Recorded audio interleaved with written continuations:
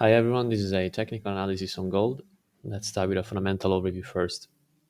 It looks like gold reached an inflection point yesterday.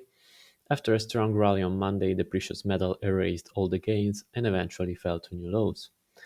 Trump delivered some key comments late yesterday where he not only sounded much less hawkish on China, but also made clear that he has no intention to replace Fetcher Powell. The stagflationary pricing got gold to such high prices, and as we start to price out that risk, then we could see a notable correction, especially considering that long gold has been the most crowded trade. The parabolic rally was a clear hint. In the bigger picture, gold remains in an uptrend as real yields will likely continue to fall amid Fed easing.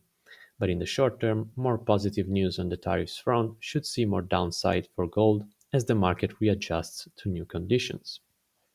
Now, on the daily chart, we can see that gold erased all the Monday's gains. From a risk management perspective, the buyers will have a better risk reward setup around the previous high at 3,167 to position for further upside, while the sellers will look for a break lower to increase the bearish bets into this major trend line around the 3,100 level.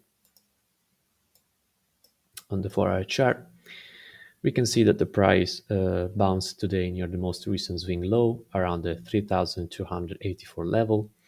This is where the buyers stepped in with a defined risk below the level to position for a rally into new highs.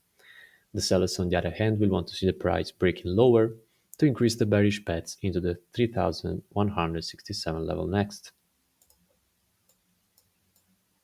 On the 1 hour chart, we can see that we have this minor downward trend line defining the bearish momentum on this time frame.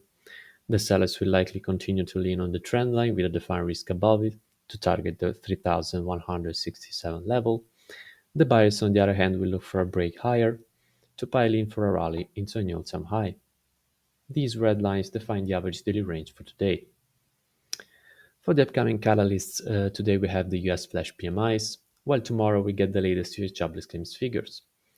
But as a reminder, the market is focused on tariffs related news at the moment, so the data is not as market moving as it used to be in the past months.